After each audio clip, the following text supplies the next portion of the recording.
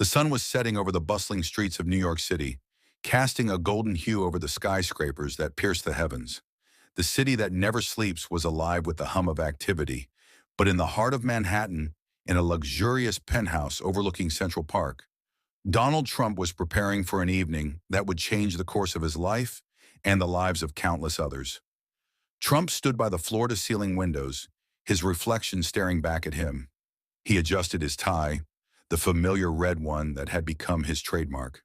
Behind him, the room was a blend of opulence and power, gold accents, marble floors, and artwork that screamed wealth. But tonight, his mind was elsewhere.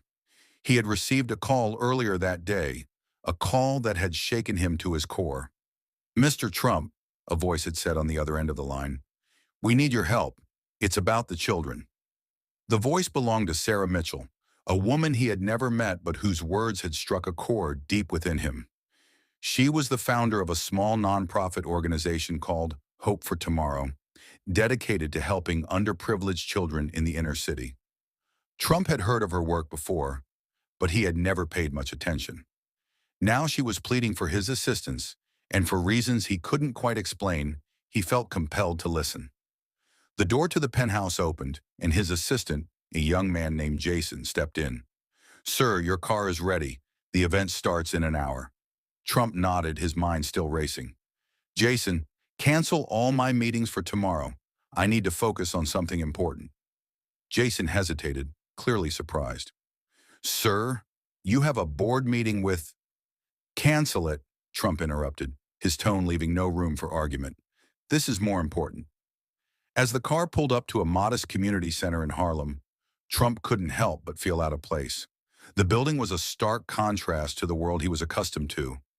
Its walls were weathered, its paint chipped, and the faint sound of children's laughter echoed from within.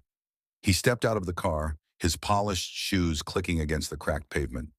Sarah Mitchell was waiting for him at the entrance, her face a mixture of hope and apprehension.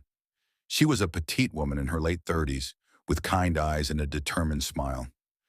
"Mr. Trump, thank you for coming," she said, extending her hand. Trump shook it firmly, his gaze sweeping over the building. "You said you needed my help. What's going on here?" Sarah took a deep breath, her voice steady but laced with urgency. "We're losing funding. The city has cut our budget, and without it, we won't be able to keep the doors open. These kids, they don't have anywhere else to go. This center is their safe haven, their second home. If we close, they'll be back on the streets, and I can't let that happen." Trump frowned, his mind already working through the problem. "How much do you need?" Sarah hesitated, as if afraid to say the number out loud. $2 million. It sounds like a lot, but it's what we need to keep running for the next year and expand our programs. We've tried everything, fundraisers, grants, donations, but it's not enough. Trump's eyes narrowed as he processed her words. $2 million was a drop in the bucket for him, but it wasn't just about the money. It was about the principle, the idea that these children were being overlooked, forgotten by a system that was supposed to protect them. "Show me around," he said finally, his tone leaving no room for argument. Sarah led him through the center, introducing him to the staff and the children. Trump watched as a group of kids worked on art projects, their faces lit up with concentration and joy. In another room, a young boy was practicing his reading with a tutor, his voice stumbling over the words but filled with determination.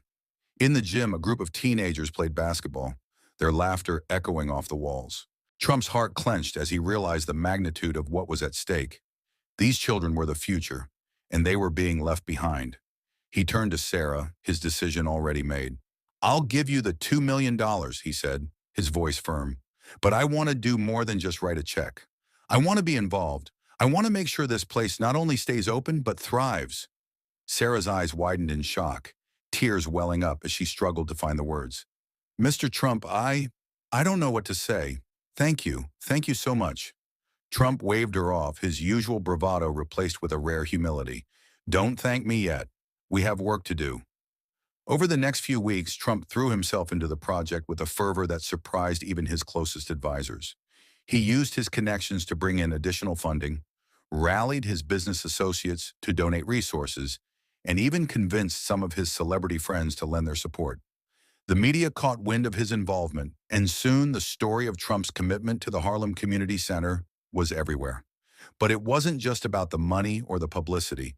Trump spent hours at the center, talking to the kids, listening to their stories, and understanding their struggles. He met with parents, many of whom were working multiple jobs just to make ends meet, and he saw firsthand the impact the center had on their lives. One evening, as he sat in the center's cafeteria, a young girl named Mia approached him. She couldn't have been more than 10 years old, with big brown eyes and a shy smile. "Mr. Trump," she said softly, "thank you for helping us. I want to be a doctor when I grow up, and now I think I can." Trump felt a lump form in his throat as he looked at her. "You can be anything you want to be, Mia. Never let anyone tell you otherwise." As the weeks turned into months, the center underwent a transformation. New programs were introduced, the building was renovated, and the staff grew to meet the needs of the community. Trump's involvement became a symbol of hope, not just for the children of Harlem, but for the entire city.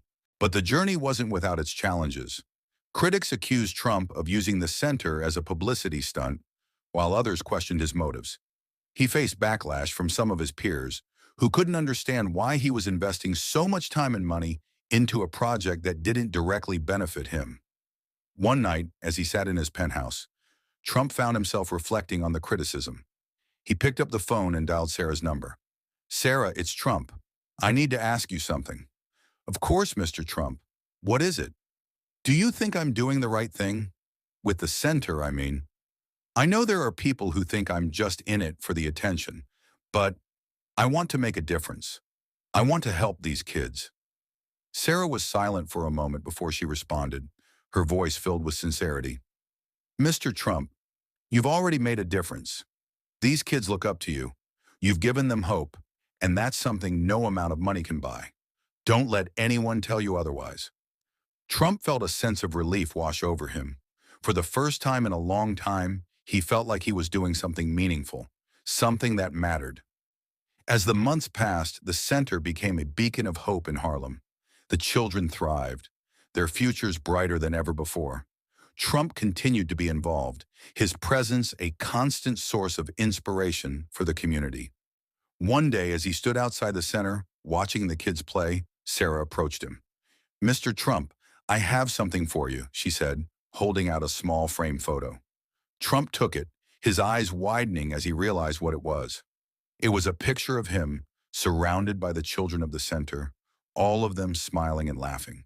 In the corner, written in bold letters, were the words, "Thank you for believing in us."